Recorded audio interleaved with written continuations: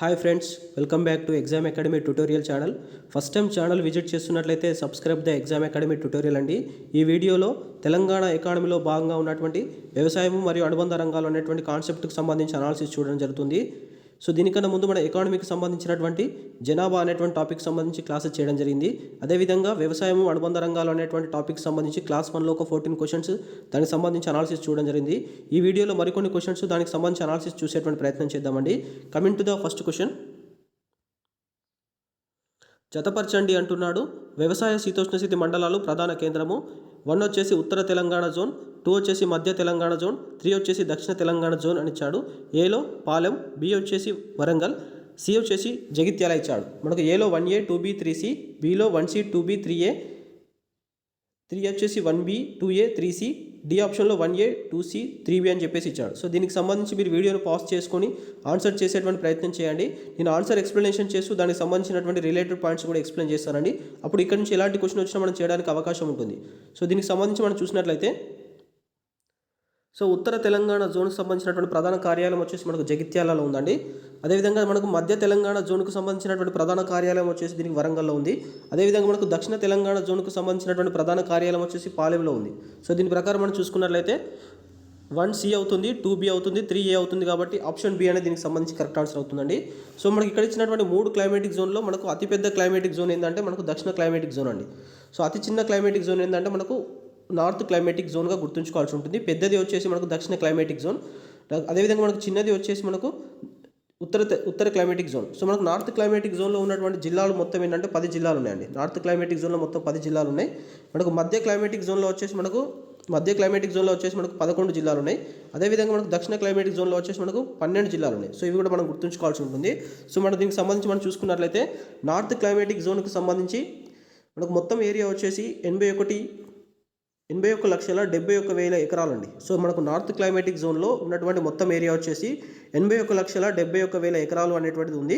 So అదేవిధంగా దీనికి సంబంధించి దీనిలో ఉన్నటువంటి మొత్తం జిల్లాలు వచ్చేసి 10. సో ఈ 10 జిల్లాలు ఏంటంటే మనం పాత ఆదిలాబాద్ జిల్లాలో ఉన్నటువంటి 4 జిల్లాలు, పాత ఆదిలాబాద్లో ఉన్నటువంటి 4 జిల్లాలు, అదేవిధంగా మనకు నిజామాబాద్ జిల్లాలో ఉన్నటువంటి పాత నిజామాబాద్ జిల్లాలో ఉన్నటువంటి 2 జిల్లాలు, అదేవిధంగా మనకు కరీంనగర్లో ఉన్నటువంటి 4 జిల్లాలు. సో ఇవి మనం పాత ఆదిలాబాద్ జిల్లా, పాత నిజామాబాద్ జిల్లా, పాత కరీంనగర్ జిల్లా అనేటువంటి మనకు ఉత్తర వాతావరణ మండలం కిందకి వస్తుంది. సో మనకు ఆదిలాబాద్ నుంచి 4 జిల్లాలు ఏర్పడ్డాయి. కాబట్టి ఆదిలాబాద్లో ఉన్నటువంటి 4 జిల్లాలు, నిజామాబాద్ నుంచి 2 జిల్లాలు, కరీంనగర్ నుంచి 4 జిల్లాలు. సో మనం కలుపుకున్నట్లయితే మొత్తం 10 జిల్లాలు అనేటువంటి మనకు ఉత్తర వాతావరణ మండలం కింద ఉంది. సో ఇందులో మనకు ప్రధానమైనటువంటి సాయిల్స్ వచ్చేసి మనకు రెడ్ సాయిల్ ఉంటుంది, బ్లాక్ సాయిల్ ఉంటుంది. రెడ్ అండ్ బ్లాక్ సాయిల్ అనేటువంటి ఇందులో భాగంగా ఉంటుంది. సో అదేవిధంగా దీనికి సంబంధించినటువంటి ప్రధాన పంటలు చూసుకున్నట్లయితే మనకు పసుపు పంట పండుతుందండి. మన ఇదంతా కూడా మనం ఉత్తర వాతావరణ మండలానికి సంబంధించిన సమాచారం చూస్తున్నాము. సో మనకి ఇందులో మన ప్రధాన పంటలు వచ్చేసి పసుపు పంట పండుతుంది, అదేవిధంగా వరి పంట పండుతుంది, మొక్కజొన్న, నెక్స్ట్ వచ్చేసి పత్తి, నెక్స్ట్ వచ్చేసి సోయాబీన్. సో ఇక్కడ మనం ప్రధాన పంటలుగా గుర్తుంచుకోవాల్సి ఉంటుంది. సో ఇక్కడ ఉన్నటువంటి టెంపరేచర్స్ వచ్చేసి మనకు మ్యాక్సిమం టెంపరేచర్ అనేది 39 వరకు ఉంటుంది, మినిమం వచ్చేసి 25 ఉంటుందండి. 25 to 39 అనేటువంటిది దీనికి సంబంధించినటువంటి మ్యాక్సిమం టెంపరేచర్స్గా మనం చూసుకోవాల్సి ఉంటుంది. అదేవిధంగా రెయిన్ఫాల్ వచ్చేసి మనకు 860. సో 860 రెయిన్ఫాల్ అనేటువంటిది తక్కువగా ఉన్నట్లయితే మ్యాక్సిమం రెయిన్ఫాల్ వచ్చేసి మనకు 1180 ఉంటుందండి. మ్యాక్సిమం రెయిన్ఫాల్ వచ్చేసి 1180 ఉంటుంది, తక్కువ వచ్చేసి మనకు 860 రెయిన్ఫాల్ ఉంటుంది. సో ఇదంతా కూడా మనం ఉత్తర వాతావరణ మండలం కింద గుర్తుంచుకోవాల్సినటువంటి పాయింట్స్ అండి. అదేవిధంగా మనం అదేవిధంగా మనం మధ్య వాతావరణ మండలానికి సంబంధించినటువంటి సమాచారం చూసినట్లయితే, సో మనం మధ్య తెలంగాణ జోన్ లేదా సెంట్రల్ క్లైమేటిక్ జోన్కి సంబంధించిన సమాచారం చూసుకున్నట్లయితే దీనికి సంబంధించినటువంటి టోటల్ ఏరియా వచ్చేసి మనకు 95,39,000 ఎకరాలండి. 95,39,000 ఎకరాలు అనేటువంటిది ఉంది.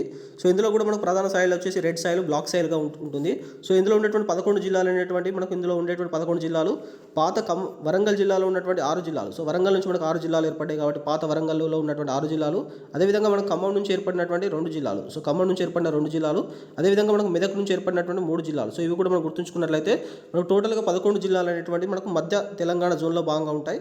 సో ఇక్కడ ఉండేటువంటి ప్రధాన పంటలు చూసుకున్నట్లయితే వరి పంట కావచ్చు, జొన్న పంట, మొక్కజొన్న, అదేవిధంగా చెరుకు పంట, మిర్చి పంట, పెసర్లు, అదేవిధంగా మామిడి పంట. సో ఇక్కడ పండేటువంటి ప్రధాన పంటలుగా చూసుకోవాల్సి ఉంటుంది వరి, జొన్న, మొక్కజొన్న, చెరుకు, మిర్చి, పెసర్లు, మామిడి. సో ఇక్కడ ఉన్నటువంటి టెంపరేచర్ చూసుకున్నట్లయితే మనకు 25 degrees నుంచి 39 degrees అనేటువంటిది ఇక్కడ మనకు టెంపరేచర్ అనేటువంటిది ఉంటుంది. సో రెయిన్ఫాల్ చూసుకున్నట్లయితే మనకు 750 నుంచి 1200 సెంటీమీటర్ల వర్షపాతం ఉంటుంది. 750 నుంచి 1200 సెంటీమీటర్ల వర్షపాతం అనేటువంటిది ఉంటుంది. సో ఈ ఫిగర్స్ కూడా చూసుకోండి. అదేవిధంగా మన దక్షిణ తెలంగాణ దక్షిణ తెలంగాణకు సంబంధించినటువంటి వాతావరణ మండలాన్ని గురించి చూసుకున్నట్లయితే సో ఇది మనకు అతిపెద్ద జోన్ కాబట్టి దీని యొక్క ఏరియా వచ్చేసి 99,84,000 ఎకరాలు, 99,84,000 ఎకరాలు అనేటువంటిది ఉంటుంది.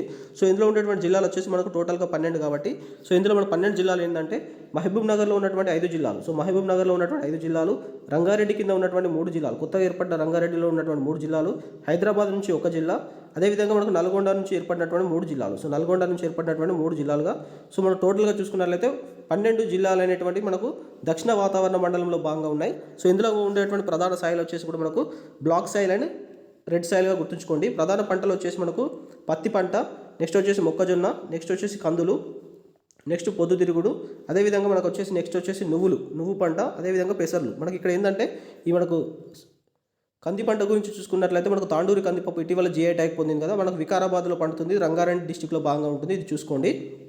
అదేవిధంగా దీనికి సంబంధించినటువంటి టెంపరేచర్స్ చూసుకున్నట్లయితే మనకు టెంపరేచర్స్ వచ్చేసి మనకి 25 నుంచి 38 డిగ్రీల టెంపరేచర్ ఉంటుంది. రెయిన్ఫాల్ చూసుకున్నట్లయితే మనకు 600 నుంచి వెళ్ళి 850 సెంటీమీటర్ల రెయిన్ఫాల్ ఉంటుంది. సో ఇవి కూడా మనం గుర్తుంచుకోవాల్సి ఉంటుంది. ముఖ్యంగా మండలాలు వాటి యొక్క ప్రధాన కార్యాలయాలు ఆ యొక్క మండలానికి సంబంధించి ఏ జిల్లా ఏ పరిధి కిందకి వస్తుంది అనేటువంటిది మ్యాచింగ్లో అడగడానికి చాలా అవకాశం ఉంటుంది. కాబట్టి మనకు ఉత్తర వాతావరణ మండలంలో ఉన్నటువంటి జిల్లాలు 10, వాటిని గుర్తుంచుకోవాలంటే మనకు పాత ఆదిలాబాద్, నిజామాబాద్, కరీంనగర్ గుర్తుంచుకుంటే సరిపోతుంది. అదేవిధంగా మధ్య వాతావరణ మండలంలో ఉన్నటువంటి 11 జిల్లాలు, వాటిని గుర్తుంచుకోవాలంటే మనం వరంగల్, ఖమ్మం, మెదక్, పాత వరంగల్, పాత ఖమ్మం, పాత మెదక్లో ఏర్పడినటువంటి కొత్త జిల్లాల క్రమం చూసుకున్నట్లయితే మనకు వాటిలో ఉన్నటువంటి జిల్లాలు గుర్తుకుంటాయి.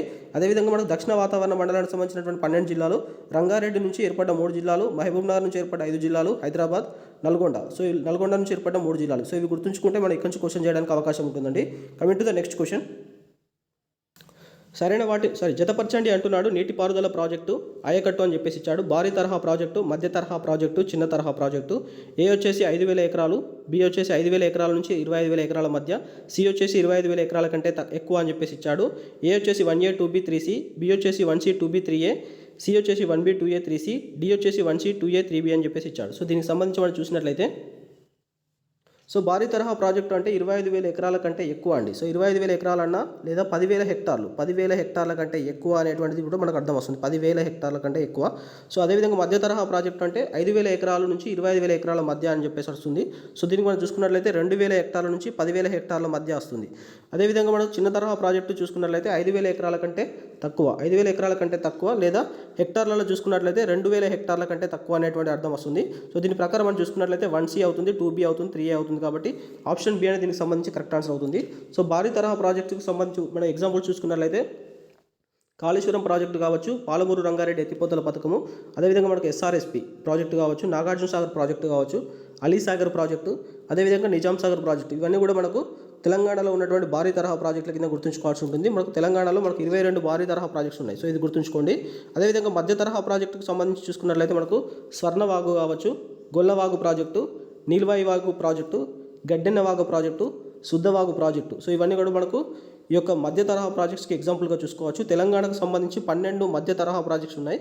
మనకు చిన్న తరహా ప్రాజెక్ట్స్ అనేటువంటివి కూడా మనకు చెరువుల కింద ఉంటాయండి. చెరువులు అనేటువంటిది మనకు చిన్న తరహా ప్రాజెక్ట్స్ కింద ఎగ్జాంపుల్గా చూసుకోవాల్సి ఉంటుంది. అదేవిధంగా మనకు 2015-16 గణాంకం అనేటువంటి మనకు లేటెస్ట్గా ఉన్నటువంటి డేటా అనేటువంటిది 2015-16కు సంబంధించినటువంటి డేటా కాబట్టి సో ఈ యొక్క డేటా ప్రకారం చూసుకున్నట్లయితే మనకు అత్యధికంగా దేని కింద సాగవుతుందంటే బావుల కింద సాగవుతుంది. బావుల కింద మనకు అత్యధికంగా సాగవుతుంది తెలంగాణలో. నెక్స్ట్ వచ్చేసి మనకు చెరువుల కింద సాగవుతుంది. థర్డ్ ప్లేస్లో మనకు కాలువల ద్వారా సాగవుతుంది. మనకు లాస్ట్ ప్లేస్లో వచ్చేసి మనకు ఇతరుల కారణాల ద్వారా సాగవుతుంది. సో తెలంగాణలో బావుల కింద సాగేటువంటి దాని యొక్క శాతం చూసుకున్నట్లయితే 89% బావుల కింద సాగవుతుంది. చెరువుల ద్వారా సాగైనటువంటి సాగ వచ్చేసి మనకు 5.96% సాగుతుంది. కాలువల ద్వారా సాగేటువంటిది మనకు 3% ఉంది. ఇతర కారణాల ద్వారా 2% అనేటువంటిది ఉంది. సో మనం దీని ప్రకారం చూసుకున్నట్లయితే ఇది 2015-16 అనేటువంటి కమతాల గణన జరిగినప్పుడే మనకు నీటిపారుదలకు సంబంధించినటువంటి గణన జరిగింది.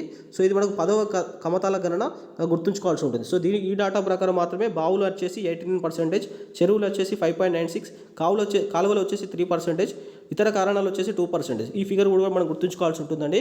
అసెండింగ్ ఆర్డర్లో లేదా డిసెండింగ్ ఆర్డర్లో అమర్చమని చెప్పినప్పుడు మనకి ఈ యొక్క డేటా అనేటువంటిది ఉపయోగపడుతుంది. So coming to the next question.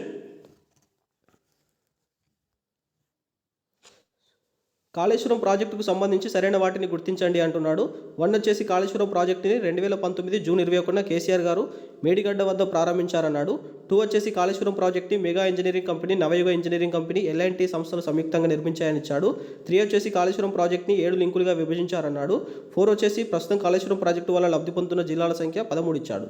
మనకు ఏలో 1, 2, 3 సరైనవి, బి వచ్చేసి 2, 3, 4 సరైనవి, సి వచ్చేసి 1, 3, 4 సరైనవి, డి వచ్చేసి 1, 2, 3, 4 సరైనవి అని చెప్పేసి ఇచ్చాడు. సో దీనికి సంబంధించి మనం చూసినట్లయితే సో స్టేట్మెంట్ 1లో మనకు కాళేశ్వరం ప్రాజెక్టు 2019 జూన్ 21న కేసీఆర్ గారు మేడిగడ్డ వద్ద ప్రారంభించారన్నాడు. ఈ స్టేట్మెంట్ 1 అనేది కరెక్ట్ అవుతుంది.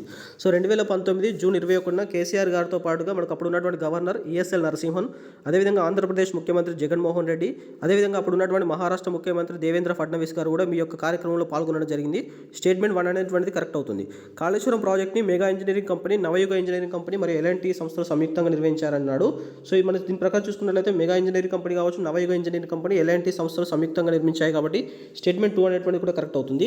కాళేశ్వరం ప్రాజెక్టు మొత్తం 7 లింకులుగా విభజించాలని చెప్పేసి ఇచ్చాడు. సో ఈ స్టేట్మెంట్ కూడా కరెక్ట్ అవుతుందండి.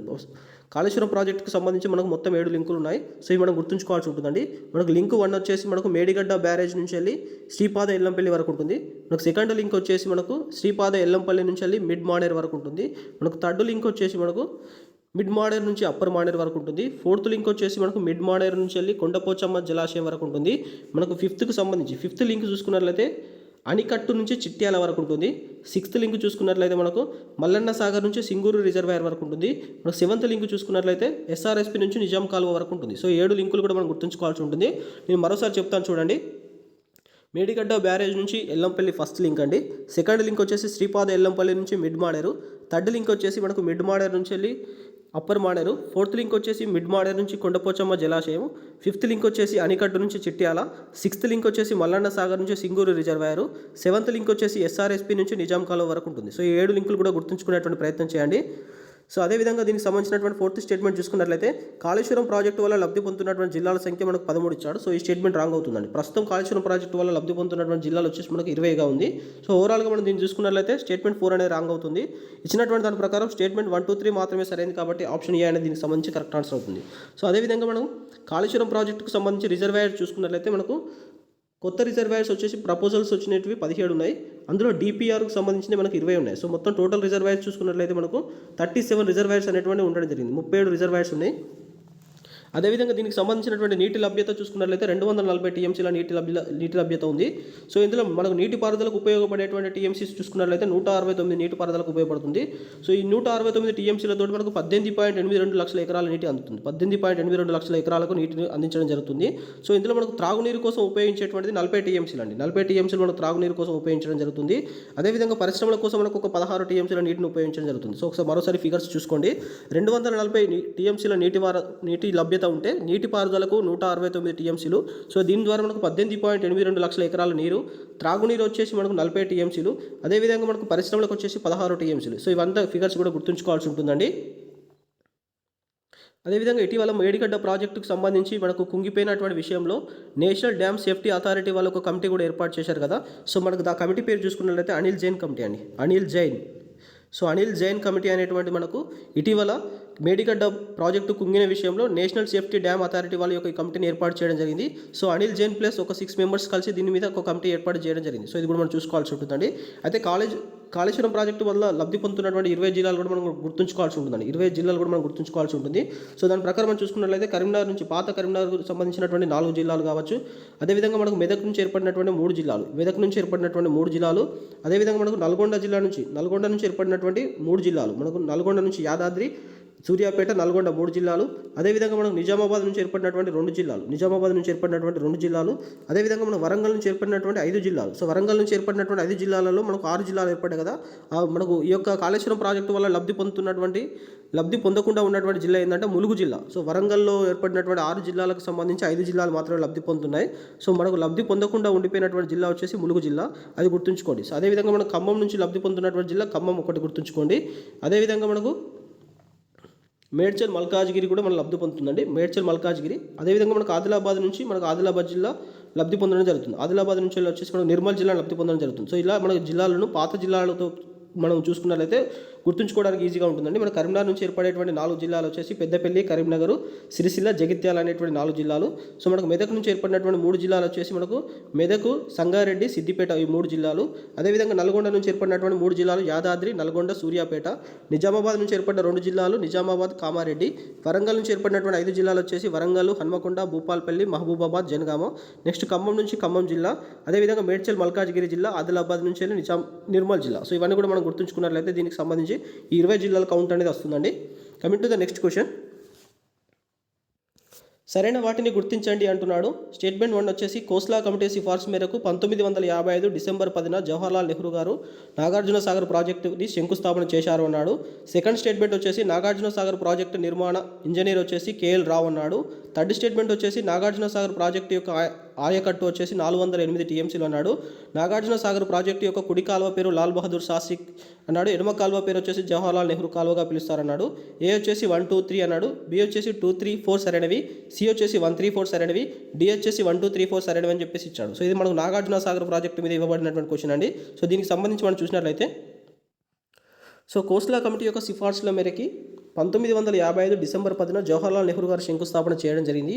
సో మనకు ఫస్ట్ స్టేట్మెంట్ కరెక్ట్ అవుతుంది. అయితే దీనికి సంబంధించినటువంటి శంకుస్థాపన 1955లో చేస్తే సో దీనికి సంబంధించినటువంటి ప్రాజెక్టు నిర్మాణం పూర్తయి ఇది మనకు పనిలోకి వచ్చినటువంటి సంవత్సరం చూసుకున్నట్లయితే మనకు 1967 అండి. సో 1967 ఆగస్టు 4వ తారీఖు నాడు సో దీనికి సంబంధించినటువంటి ప్రారంభం జరిగింది. సో అప్పుడు చేసినటువంటి వ్యక్తి ఎవరంటే ఇందిరాగాంధీ గారు దీనికి సంబంధించి ప్రారంభోత్సవం చేయడం జరిగింది.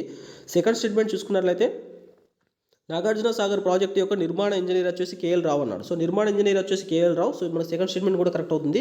కాకపోతే దీనికి సంబంధించినటువంటి మొదటి చీఫ్ ఇంజనీర్ వచ్చేసి జాఫర్ అలీ అనేట అతను మనకు మొదటి చీఫ్ ఇంజనీర్గా ఉన్నాడు. దీని నిర్మాణ చీఫ్ ఇంజనీర్ వచ్చేసి కేఎల్ రావు. ఇది కూడా గుర్తుంచుకోవాల్సి ఉంటుందండి.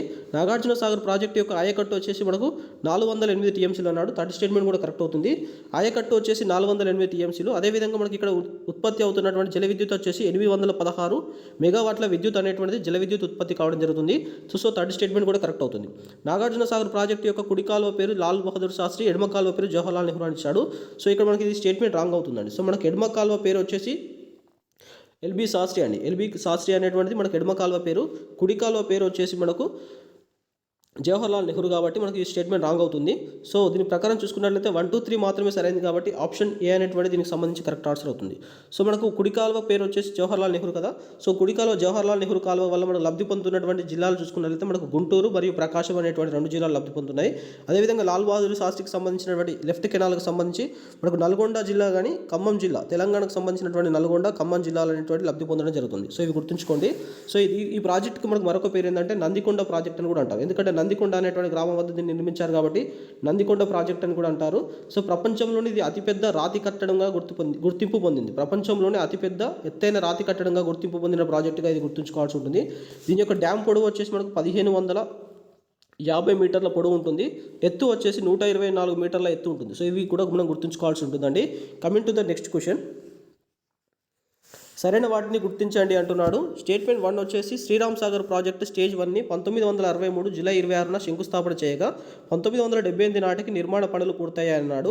సెకండ్ స్టేట్మెంట్ వచ్చేసి శ్రీరామ్ సాగర్ ప్రాజెక్టు స్టేజ్ 1 యొక్క ప్రధాన కాలువలు సరస్వతి, లక్ష్మీ, కాకతీయ కాలువలు అన్నాడు. థర్డ్ స్టేట్మెంట్ వచ్చేసి శ్రీరామ్ సాగర్ ప్రాజెక్టు స్టేజ్ 2ని 2016 ఫిబ్రవరి 27న కేసీఆర్ గారు ప్రారంభించాడన్నారు. మనకు ఫోర్త్ స్టేట్మెంట్లో శ్రీరామ్ సాగర్ వరద కాలువ ఎస్ఆర్ఎస్పి ఫ్లడ్ ఫ్లో కెనాల్ పనుల్ని 2020 ఆగస్టు 10న ప్రారంభించారు అన్నాడు. ఏలో 1, 2, 3 సరైనవి. బి వచ్చేసి 2, 3, 4 సరైనవి. సి వచ్చేసి 1, 3, 4 సరైనవి. డి వచ్చేసి 1, 2, 3, 4 సరైనవి అని చెప్పేసి ఇచ్చాడు. సో దీనికి సంబంధించి మనం చూసినట్లయితే శ్రీరామ్ సాగర్ ఎస్ఆర్ఎస్పి అంటామండి దీన్ని మనం. శ్రీరామ్ సాగర్ ప్రాజెక్టు స్టేజ్ 1కి సంబంధించి మనకు 1963 జూలై 26న శంకుస్థాపన చేయగా 1978 నాటికి నిర్మాణ పనులు పూర్తయ్యాయని చెప్పేసి ఇచ్చాడు. స్టేట్మెంట్ 1 అనేటువంటిది కరెక్ట్ అవుతుందండి. సో మనకు నిజాం సాగర్ ప్రాజెక్టు పేరు మనకి ఏంటంటే శ్రీరామ్ సాగర్ ప్రాజెక్టుకి మరొక పేరు ఏంటంటే మనకు పోచంపాడు ప్రాజెక్ట్ అని కూడా అంటారు. ఎందుకంటే మనకు పోచంపాడు అనేటువంటి విలేజ్లో నిర్మించారు కాబట్టి దీన్నే పోచంపాడు ప్రాజెక్ట్ అని చెప్పేసి అంటారు. సో ఇది మనకి ఏ నది మీద అంటే గోదావరి నది మీద నిర్మించినటువంటి ప్రాజెక్టు. సో దీన్నే మనం శ్రీరామ్ సాగర్ ప్రాజెక్ట్ అని చెప్పేసి అంటారు. దీన్నే మనం ఎస్ఆర్ఎస్పి ప్రాజెక్ట్ అని చెప్పేసి కూడా అంటారు. సో దీనివల్ల మనకు నీటి లభ్యత వచ్చేసి 90 టీఎంసీలు అండి. 90 టీఎంసీలు అనేటువంటి దీనికి సంబంధించినటువంటి నీటి ఆయకట్టుగా ఉంది. అదేవిధంగా దీనికి సంబంధించినటువంటి విద్యుత్ వచ్చేసి 36 మెగావాట్ల విద్యుత్ అనేటువంటి కూడా మనకు జల విద్యుత్ ఉత్పత్తి కావడం జరుగుతుంది. సో దీన్ని కూడా మనం గుర్తుంచుకునేటువంటి ప్రయత్నం చేయండి. అదేవిధంగా మనకు 1978. సో 1978కి సంబంధించి దీని నిర్మాణం పూర్తయిన తర్వాత దీన్ని మర్రి చెన్నారెడ్డి గారి చేతుల మీదుగా ప్రారంభోత్సవం జరిగిందండి. మర్రి చెన్నారెడ్డి గారి యొక్క చేతుల మీదుగా దీనికి సంబంధించి ప్రారంభోత్సవం జరిగింది కాబట్టి స్టేట్మెంట్ 1 అనేటువంటిది కరెక్ట్ అవుతుంది. ఇది గుర్తుంచుకునేటువంటి ప్రయత్నం చేయండి. శ్రీరామ్ సాగర్ ప్రాజెక్టు స్టేజ్ 1కి సంబంధించి ప్రధాన కాలువలు సరస్వతి కాలువ, లక్ష్మీ కాలువ, అదేవిధంగా మనకు కాకతీయ కాలువ అని చెప్పేసి ఇచ్చాడు. మనకి స్టేట్మెంట్స్ కరెక్ట్ అవుతుందండి. సో మనకు లక్ష్మీ కాలువ అనేటువంటికి సంబంధించి మన నిజామాబాద్కి ఉపయోగపడేటువంటి కాలువ, అదేవిధంగా మనకు సరస్వతి కాలువ అనేటువంటి ఆదిలాబాద్ జిల్లాకు ఉపయోగపడేటువంటి కాలువ, కాకతీయ కాలువ వచ్చేసి మనకు కరీంనగర్, వరంగల్ జిల్లాలకు సంబంధించినటువంటి కాలువగా గుర్తుంచుకోండి. అదేవిధంగా మనకు థర్డ్ స్టేట్మెంట్ చూసుకున్నట్లయితే ఎస్ఆర్ఎస్పీ స్టేజ్ 2 ప్రాజెక్ట్ని 2016 ఫిబ్రవరి 27న కేసీఆర్ గారు ప్రారంభించారు అన్నాడు. ఈ స్టేట్మెంట్ కూడా కరెక్ట్ అవుతుందండి. మనకు ఎస్ఆర్ఎస్పీకి సంబంధించినటువంటి స్టేజ్ 2ని కూడా 2016 ఫిబ్రవరి 27వ తారీఖున కేసీఆర్ గారు ప్రారంభించారు. అదేవిధంగా శ్రీరామ్ సాగర్ ఫ్లో కెనాల్ మనకు వరద కాలువ వచ్చేసి 2020 ఆగస్టు 10న ప్రారంభించారన్నాడు. సో ఇది మనకి ఇయర్ వచ్చేసి 2017 అండి. 2017లోనే దీనికి సంబంధించినటువంటి వరద కాలువ యొక్క నిర్మాణాన్ని ప్రారంభించడం జరిగింది కాబట్టి మనకు ఫోర్త్ స్టేట్మెంట్ అనేటువంటిది రాంగ్ అయిపోతుంది. సో ఇచ్చిన దాని ప్రకారం చూసుకున్నట్లయితే 1, 2, 3 మాత్రమే సరైనది కాబట్టి ఆప్షన్ ఏ అనేది దీనికి సంబంధించి కరెక్ట్ అవుతుంది. సో మనకు స్టేజ్ 2కి సంబంధించి మనకు ఎస్ఆర్ఎస్పీ స్టేజ్ 2 ఉంది కదా. సో స్టేజ్ 2 యొక్క ముఖ్య లక్షణం ఏంటంటే ఈ యొక్క కాకతీయ కాలువకు సంబంధించినటువంటి పొడవు ఉంటుంది కదా, ఇది 284 మీటర్ల నుంచి వెళ్ళి మనకు 346 కిలోమీటర్లకు పెంచడం అనేటువంటి దీని యొక్క ముఖ్య ఉద్దేశంగా పెట్టుకోవడం జరిగింది. మనకు స్టేజ్ 2 అనేటువంటిది ఉంది కదా, కాకతీయ కాలువ యొక్క పొడవు 284 కిలోమీటర్ల నుంచి 346 కిలోమీటర్లకు పెంచడం అనేటువంటిది లక్ష్యంగా పెట్టుకోవడం జరిగింది. అదేవిధంగా మనకు ఫ్లడ్ ఫ్లో కెనాల్ అనేటువంటిది మనకు నిజామాబాద్కి సంబంధించి వరద నీటిని మళ్లించడం అనేటువంటిది లక్ష్యంగా పెట్టుకోవడం జరిగింది. సో ఈ యొక్క ఈ ప్రాజెక్ట్ వచ్చేసి మనకు 60 రోజులు మాత్రమే పనిచేస్తుందండి. మనకు ఎప్పుడైతే వర్షాకాలంలో 60 రోజులు పీక్స్ వర్షం కురిసేటువంటి సమయంలో మాత్రమే ఈ యొక్క ప్రాజెక్టుకు సంబంధించి డైలీ 1 టీఎంసీ చొప్పున మనకు ఈ 60 రోజులు 60 టీఎంసీలను మళ్లించేటువంటి ప్రయత్నం చేయడం జరుగుతుంది. దానికోసం ఎస్ఆర్ఎస్పీ మనకు ఫ్లడ్ ఫ్లో కెనాల్ అనేటువంటిది 2017 ఆగస్టు 10న శంకుస్థాపన చేయడం జరిగింది. సో ఇదంతా కూడా మనం SRSP stage 1, stage 2 flood flow కెనాల్కి సంబంధించినటువంటి పూర్తి సమాచారం చూసుకోవాల్సి ఉంటుందండి. Coming to the next question. సరైన వాటిని గుర్తించండి అంటున్నాడు. స్టేట్మెంట్ 1 వచ్చేసి పాలమూరు రంగారెడ్డి ఎత్తిపోతల పథకాన్ని కేసీఆర్ గారు 2017 జూన్ 11న మహబూబ్నగర్ జిల్లా భూత్పూర్ మండలం కరివేన వద్ద శంకుస్థాపన చేశారు అన్నాడు. పాలమూరు రంగారెడ్డి ఎత్తిపోతల పథకానికి మరొక పేరు కురుమూర్తిరాయ ఎత్తిపోతల ప్రాజెక్టు అన్నాడు. 3 వచ్చేసి పాలమూరు రంగారెడ్డి ఎత్తిపోతల పథకంలో మొత్తం 8 రిజర్వాయర్లు కలవు అన్నాడు. 4th స్టేట్మెంట్ వచ్చేసి పాలమూరు రంగారెడ్డి ఎత్తిపోతల పథకాన్ని 2023 సెప్టెంబర్ 16న కేసీఆర్ గారు ప్రారంభించారు అని చెప్పేసి అన్నాడు. ఏలో 1, 2, 3 సరైనవి, బి వచ్చేసి 2, 3, 4 సరైనవి, సి వచ్చేసి 1, 3, 4 సరైనవి, డి వచ్చేసి 1, 2, 3, 4 సరైనవి అని చెప్పేసి ఇచ్చాడు. సో దీనికి సంబంధించి మనం చూసినట్లయితే సో పాలమూరు రంగారెడ్డి ఎత్తిపోతల పథకాన్ని కేసీఆర్ గారు 2017 జూన్ 11న మహబూబ్నగర్ జిల్లా భూత్పూర్ మండలం కరివేన అనేటువంటి గ్రామంలో ప్రారంభించారని చెప్పేసి శంకుస్థాపన చేశారని చెప్పేసి ఇచ్చాడు. సో మనకి స్టేట్మెంట్ 1 అనేటువంటిది కరెక్ట్ అవుతుంది. పాలమూరు రంగారెడ్డి ఎత్తిపోతల పథకానికి మరొక పేరు వచ్చేసి కురుమూర్తిరాయ ఎత్తిపోతల పథకం అని చెప్పేసి ఇచ్చాడు. ఈ స్టేట్మెంట్ కూడా కరెక్ట్ అవుతుందండి. అదేవిధంగా మనకు పాలమూరు రంగారెడ్డి ఎత్తిపోతల పథకానికి సంబంధించినటువంటి మొత్తం రిజర్వాయర్స్ 8 అని చెప్పేసి ఇచ్చాడు. సో ఈ స్టేట్మెంట్ రాంగ్ అవుతుంది. సో మనకు ఉన్నటువంటి టోటల్ రిజర్వాయర్స్ వచ్చేసి మనకు 6గా ఉన్నాయండి. 6 రిజర్వాయర్స్ ఉన్నాయి. సో దీనికి సంబంధించిన ఈ 6 రిజర్వాయర్స్ చూసుకున్నట్లయితే మనకు కేసీ లక్ష్మీదేవిపల్లి రిజర్వాయర్ అనేటువంటిది ఒకటి, నెక్స్ట్ వచ్చేసి మనకు ఉద్దండపూర్ రిజర్వాయర్ సెకండ్ 1 ఉంది. అదేవిధంగా మనకు కురుమూర్తిరాయ రిజర్వాయరు, నెక్స్ట్ 4th 1 వచ్చేసి వెంకటాద్రి రిజర్వాయరు, 5th 1 వచ్చేసి వీరాంజనేయ రిజర్వాయరు, 6th 1 వచ్చేసి అంజనగిరి రిజర్వాయర్. సో ఈ 6 రిజర్వాయర్స్ అనేటువంటిది పాలమూరు రంగారెడ్డి ఎత్తిపోతల పథకంలో భాగంగా ఉన్నాయి. సో ఇవి గుర్తుంచుకునేటువంటి ప్రయత్నం చేయండి. నేను మరోసారి చెప్తాను చూడండి. కేసీ లక్ష్మీదేవిపల్లి రిజర్వాయరు, దీనికి సంబంధించి నెక్స్ట్ వచ్చేసి ఉద్దండపూరు రిజర్వాయరు, 3rd 1 వచ్చేసి మనకు కురుమూర్తిరాయ రిజర్వాయరు, 4th వచ్చేసి వెంకటాద్రి రిజర్వాయరు, 5th 1 వచ్చేసి మనకు వీరాంజనేయ రిజర్వాయరు, 6th 1 వచ్చేసి అంజనగిరి రిజర్వాయరు. సో ఇవన్నీ కూడా చూసుకోండి. సో మనకు పాలమూరు రంగారెడ్డి ఎత్తిపోతల పథకం ద్వారా మనకు 12.30 లక్షల ఎకరాల నీటిని అందించిన లక్ష్యంగా పెట్టుకోవడం జరిగింది. 12.30 లక్షల ఎకరాలకు నీటిని అందించాలనేటువంటి లక్ష్యంగా పెట్టుకోవడం జరిగింది. సో ఇందులో భాగంగా మనకు 7.15 టీఎంసీల వాటర్ని తాగునీరుకు మనకు హైదరాబాద్, సికింద్రాబాద్ జంట నగరాలకు టీఎంసీ వాటర్ని 7.15 టీఎంసీల వాటర్ని ఉపయోగించాలని చెప్పేసి లక్ష్యంగా పెట్టుకోవడం జరిగింది. సో ఇందులో భాగంగా మనకు పరిశ్రమకు సంబంధించి 0.33 టీఎంసీస్ అనే వాటర్ని పరిశ్రమలకు ఉపయోగించాలని చెప్పేసి ఇందులో లక్ష్యంగా పెట్టుకోవడం జరిగింది. సో ఇది పాలమూరు రంగారెడ్డి ఎత్తిపోతల పథకం, దీనికి సంబంధించిన పూర్తి సమాచారం. సో ఇక్కడ నుంచి మనం ఎలాంటి క్వశ్చన్ వచ్చినా చేయడానికి అవకాశం ఉంటుందండి. సో దీని ప్రకారం చూసుకున్నట్లయితే అదేవిధంగా మనం ఫోర్త్ స్టేట్మెంట్ చూసుకున్నట్లయితే పాలమూరు రంగారెడ్డి ఎత్తిపోతల పథకాన్ని 2023 ఫిబ్రవరి 16న కేసీఆర్ గారు ప్రారంభించారని చెప్పేసి ఇచ్చాడు. సో ఈ స్టేట్మెంట్ కూడా కరెక్ట్ అవుతుందండి.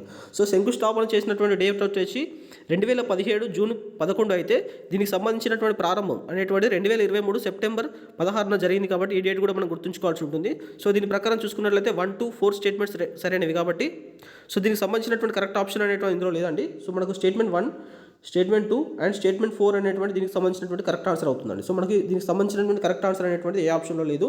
సో 1 to 4 స్టేట్మెంట్స్ అనేది కరెక్ట్గా మీరు గుర్తుంచుకునేటువంటి ప్రయత్నం చేయండి. Coming to the next question, జతపరచండి అంటున్నాడు. ప్రాజెక్టు పేరు నది, అరుగుల రాజారాం ఎత్తిపోతల పథకము, 2 వచ్చేసి రాజోలి బండ మళ్లింపు పథకము, 3 వచ్చేసి బాగారెడ్డి సింగూరు పథకము, 4 వచ్చేసి జవహర్లాల్ నెహ్రూ నెట్టంపాడు ఎత్తిపోతల పథకం అన్నాడు. ఏ వచ్చేసి తుంగభద్ర నది, బి వచ్చేసి గోదావరి, సి వచ్చేసి కృష్ణ, డి వచ్చేసి మంజీరా ఇచ్చాడు. ఏలో 1A 2B 3C 4D, below 1B 2A 3D 4C, సిలో 1B 2A 3C 4D, డిలో 1A 2B 3D 4C అని చెప్పేసి ఇచ్చాడు. సో దీనికి సంబంధించి మనం చూసినట్లయితే అరుగుల రాజారాం ఎత్తిపోతల పథకం వచ్చేసి మనకు గోదావరి నది మీద కట్టినటువంటి ప్రాజెక్ట్ అండి. గోదావరి నది మీద కట్టిన ప్రాజెక్ట్ వచ్చేసి అరుగుల రాజారాం ఎత్తిపోతల పథకము. అదేవిధంగా రాజోలి బండ మళ్లింపు పథకం చూసుకున్నట్లయితే తుంగభద్ర నది మీద కట్టినటువంటి ప్రాజెక్ట్ ఇది. సో ఇది సారీ ఫర్ ద డిస్టర్బెన్స్ అండి. రాజోలి బండ మళ్లింపు పథకం అనేటువంటిది తుంగభద్ర నది మీద మనం కట్టడం జరిగింది. సో దీనికి సంబంధించి మనం చూసుకున్నట్లయితే తెలంగాణకు మరియు కర్ణాటక ఉమ్మడిగా ఉన్నటువంటి ప్రాజెక్టుగా గుర్తుంచుకోండి. సో ఇది మనకు రాజోలి బండ అనేటువంటి గ్రామం వద్ద నిర్మించడం జరిగింది. నెక్స్ట్ బాగారెడ్డి సింగూరు ప్రాజెక్టుకు సంబంధించి చూసుకున్నట్లయితే ఇది మంజీరా నది మీద కట్టారండి. సో మంజీరా నది మీద కట్టడం జరిగింది. ఇది మనకు హైదరాబాద్కు మరియు సికింద్రాబాద్ జంట నగరాలకు త్రాగునీరు అందించాలనేటువంటి ఉద్దేశంతో ఈ బాగారెడ్డి సింగూరు ప్రాజెక్టు అనేటువంటి నిర్మాణం చేయడం జరిగింది. సో దీనికి సంబంధించి మనకు నీటి లభ్యత వచ్చేసి 30 TMCs ఉంది. 30 TMCల నీటి లభ్యత ఉంది. సో ఇక్కడ మనకు 15 మెగావాట్ల మెగా విద్యుత్, 15 మెగావాట్ల జల విద్యుత్ అనేటువంటి కూడా ఉత్పత్తి చేయడం జరుగుతుంది. సో ఇది మనకు సింగూరు గ్రామంలో నిర్మించారు కాబట్టి దీన్ని బాగారెడ్డి సింగూరు ప్రాజెక్ట్ అని కూడా పిలవడం జరుగుతుంది. జవహర్లాల్ నెహ్రూ నెట్టంపాడు ఎత్తిపోతల పథకం అనేటువంటి చూసుకున్నట్లయితే మనకు ఇది కృష్ణానది మీద కట్టినటువంటి ప్రాజెక్ట్ అండి. మనకు కృష్ణానది మీద కట్టినటువంటి ప్రాజెక్టు మనకు జోగులాంబ గద్వాల జిల్లా ఉప్పేరు గ్రామంలో దీన్ని నిర్మించడం జరిగింది. 2005లో మనకు జవహర్లాల్ నెహ్రూ నెట్టంపాడు ఎత్తిపోతల పథకాన్ని నిర్మించడం జరిగింది. సో దీని ప్రకారం చూసుకున్నట్లయితే 1B 2A 3D 4C అవుతుంది కాబట్టి ఆప్షన్ బి అనేది దీనికి సంబంధించి కరెక్ట్ ఆన్సర్ అవుతుందండి. సో ఇవి మనకు చిన్న ప్రాజెక్ట్స్ కాబట్టి దీనికి సంబంధించినటువంటి బేసిక్ డేటా చూసుకుంటే సరిపోతుందండి. అరుగుల రాజారాం ఎత్తిపోతల పథకం మన గోదావరి నది మీద, రాజోలి బండ మళ్లింపు పథకం వచ్చేసి తుంగభద్ర నది, బాగారెడ్డి సింగూరు ప్రాజెక్ట్ వచ్చేసి మంజీరా నది మీద కట్టడం జరిగింది. జవహర్లాల్ నెహ్రూ నెట్టంపాడు ఎత్తిపోతల పథకం వచ్చేసి మన కృష్ణా నది మీద కట్టడం జరిగింది. సో దీనికి సంబంధించిన బేసిక్ డేటా చూసుకుంటే సరిపోతుంది. Coming to the next question, so జతపరచండి అంటున్నాడు. ప్రాజెక్టు పేరు జిల్లా ఇచ్చాడు. 1 వచ్చేసి శ్రీపాద ఎల్లంపల్లి ప్రాజెక్టు, 2 వచ్చేసి సమ్మక్క సారళమ్మ ఎత్తిపోతల పథకము, 3 వచ్చేసి విద్యాసాగరరావు ఎత్తిపోతల పథకము, 4 వచ్చేసి కల్వకుర్తి ఎత్తిపోతల పథకం ఇచ్చాడు. మనకు ఏలో నాగర్ కర్నూలు జిల్లా, బి వచ్చేసి నల్గొండ, సి వచ్చేసి ములుగు, డి వచ్చేసి పెద్దపల్లి అని జిల్లా ఇవ్వడం జరిగింది. ఏ వచ్చేసి 1A 2B 3C 4D, B వచ్చేసి 1B 2C 3B 4A, C వచ్చేసి 1B 2A 3C 4D, D వచ్చేసి 1D 2C 3A 4B అని చెప్పేసి ఇవ్వడం జరిగింది. సో దీనికి సంబంధించి మన ఆన్సర్ చూసినట్లయితే సో ఇక్కడ ఇవ్వబడినటువంటి ప్రాజెక్ట్స్ కూడా మన చిన్న ప్రాజెక్ట్స్ కాబట్టి సో దీనికి సంబంధించిన బేసిక్ డేటా చూసుకుంటే సరిపోతుందండి. శ్రీపాద ఎల్లంపల్లి ప్రాజెక్ట్ వచ్చేసి మనకు పెద్దపల్లి జిల్లాకు సంబంధించిందండి. శ్రీపాద ఎల్లంపల్లి ప్రాజెక్టు పెద్దపల్లి జిల్లాకు సంబంధించింది. సో దీనికి సంబంధించి చూసుకున్నట్లయితే 2004 జూలై 28వ తారీఖు నాడు శంకుస్థాపన చేయడం జరిగింది. మనకు ఎల్లంపల్లి అనేటువంటి గ్రామం వద్ద దీన్ని నిర్మాణం చేశారు కాబట్టి దీన్ని ఎల్లంపల్లి ప్రాజెక్ట్ అని చెప్పేసి కూడా పిలవడం జరుగుతుంది. సో దీనికి సంబంధించినటువంటి నీటి లభ్యత చూసుకున్నట్లయితే మనకు 20.175 TMCs అనేటువంటి నీటి లభ్యతగా ఉంది. అదేవిధంగా మనకు సెకండ్ వన్ సమ్మక్క సారళమ్మ ఎత్తిపోతల పథకం అనేది చూసుకున్నట్లయితే మనకు ములుగు జిల్లాలో ఉంది. సో దీనికి మరొక పేరు ఏంటంటే కాంతానపల్లి పివి నరసింహారావు ప్రాజెక్ట్ అంటారు. దీనినే మనం తుపాకులగూడెం ప్రాజెక్ట్ అని కూడా అంటారు. పివి నరసింహారావు కాంతానపల్లి ప్రాజెక్ట్ అన్న, తుపాకులగూడెం ప్రాజెక్టు అన్న, సమ్మక్క సారళమ్మ ఎత్తిపోతల పథకం అన్న ఒకే అర్థం వస్తుందండి. సో దీనికి సంబంధించి మనం జిల్లా వచ్చేసి ములుగు జిల్లాలో ఏర్పాటు చేయడం జరిగింది. సో దీనికి సంబంధించి మనకు 22.75 TMC వాటర్ అనేటువంటిది లభ్యమవుతుంది. ఇది మనకు గోదావరి నది మీద కట్టినటువంటి ప్రాజెక్టు గుర్తుంచుకోవాల్సి ఉంటుంది. అదేవిధంగా మనకు విద్యాసాగరరావు ఎత్తిపోతల పథకం అనేటువంటిది మనకు నల్గొండ జిల్లాలో ఉందండి. సో దీనికి సంబంధించి మనం దీన్నే డిండి ఎత్తిపోతల పథకం అంటారు, దీన్నే విద్యాసాగరరావు ఎత్తిపోతల పథకం అంటారు. సో ఇది మనకి ఏంటంటే ఫ్లోరైడ్ బాధితులకు సంబంధించినటువంటి వారికి నీటిని అందించడం, త్రాగునీరుని అందించాలనేటువంటి ఉద్దేశంతో తీసుకొచ్చినటువంటి ప్రాజెక్టే మనకు విద్యాసాగరరావు ప్రాజెక్టుగా గుర్తుంచుకోవాల్సి ఉంటుంది. సో దీనికి సంబంధించి మనం చూసుకున్నట్లయితే ఇది 2015 జూన్ 12న కేసీఆర్ గారు దీనికి సంబంధించి శంకుస్థాపన చేయడం జరిగింది. డిండి ఎత్తిపోతల పథకం అన్న, విద్యాసాగరరావు ఎత్తిపోతల పథకం అన్న ఒకటే వస్తుందండి. సో ఇది మనకు ఫ్లోరైడ్ బాధితులకు సంబంధించి మంచినీటిని అందించాలనేటువంటి ఉద్దేశంతో తీసుకొచ్చినటువంటి పథకము 3 అనేది బి అవుతుంది. కల్వకుర్తి ఎత్తిపోతల పథకం సంబంధించి చూసుకున్నట్లయితే ఇది మనకు నాగర్ కర్నూలు జిల్లాలో ఉందండి. దీన్నే మనం మహాత్మా గాంధీ కల్వకుర్తి ఎత్తిపోతల పథకం అని చెప్పేసి పిలవడం జరుగుతుంది. సో ఇందులో భాగంగా మనకు 4 రిజర్వాయర్స్ ఉంటాయండి. కల్వకుర్తి ఎత్తి పథకంలో మనకు 4 రిజర్వాయర్స్ ఉంటాయి. సో దానికి సంబంధించి చూసుకున్నట్లయితే మనకు ఎల్లూరు రిజర్వాయర్ ఒకటి, మనకు సింగోటం రిజర్వాయరు, నెక్స్ట్ వచ్చేసి జొన్నల బొగడ రిజర్వాయరు, నెక్స్ట్ వచ్చేసి గుడిపల్లి గట్టు రిజర్వాయర్ అని చెప్పేసి 4 రిజర్వాయర్స్ మనకు కల్వకుర్తి ఎత్తిపోతల పథకంలో 4 రిజర్వాయర్స్ ఉంటాయి. ఇది మనకు నాగర్ కర్నూలు జిల్లాలో ఉంది. సో ఇవి మనం బేసిక్ డేటా చూసుకుంటే సరిపోతుందండి దీనికి సంబంధించి. కమింగ్ టు ద దీనికి సంబంధించి మనం కరెక్ట్ ఆన్సర్ చూసుకున్నట్లయితే 1D 2C 3B 4A కాబట్టి ఆప్షన్ బి అనేది దీనికి సంబంధించి కరెక్ట్ ఆన్సర్ అవుతుంది. Coming to the next question. సరేనా సార్, జతపరచండి అంటున్నాడు. మధ్య తరహా ప్రాజెక్టు పేరు నది లేదా వాగు అన్నాడు. 1 వచ్చేసి కొమరంభీం ప్రాజెక్టు, 2 వచ్చేసి చెనాకా కొరాటా ప్రాజెక్టు, 3 వచ్చేసి తుమ్మిడిహట్టి ప్రాజెక్టు, 4 వచ్చేసి సీతారామ లిఫ్ట్ ఇరిగేషన్ అన్నాడు. ఏలో గోదావరి, బి వచ్చేసి ప్రాణహిత, సి వచ్చేసి పెన్గంగ, డి వచ్చేసి పెద్దవాగు ఇచ్చాడు.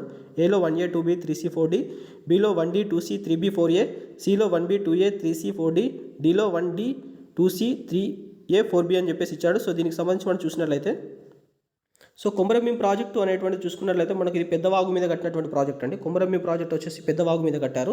సో మనకు పెద్దవాగు ఇది 2001లో దీని యొక్క నిర్మాణం చేయడం జరిగింది. 2001లో దీనికి శంకుస్థాపన చేస్తే 2011లో దీని యొక్క నిర్మాణం అనేటువంటి పూర్తి కావడం జరిగింది. సో దీనికి సంబంధించి పెద్దవాగు అనేటువంటి కరెక్ట్ అవుతుంది.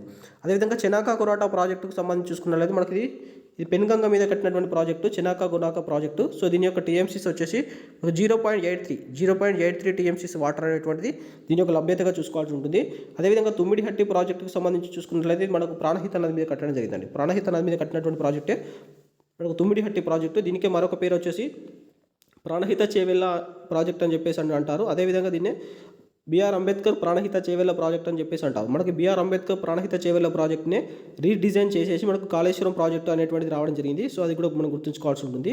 సో ఇది మనకు తుమ్మిడిహట్టి ప్రాజెక్టుకు సంబంధించి నీటి లభ్యత వచ్చేసి మనకు 1.8 టీఎంసీస్ అండి. 1.8 టీఎంసీస్. సో ఇది కూడా గుర్తుంచుకునేటువంటి ప్రయత్నం చేయండి. అదేవిధంగా మనకు సీతారామ లిఫ్ట్ ఇరిగేషన్ సంబంధించి చూసుకున్నట్లయితే ఇది మనకు గోదావరి నది మీద కట్టినటువంటి ప్రాజెక్టు. గోదావరి నది మీద కట్టినటువంటి ప్రాజెక్టే సీతారామ లిఫ్ట్ ఇరిగేషన్ ప్రాజెక్టు.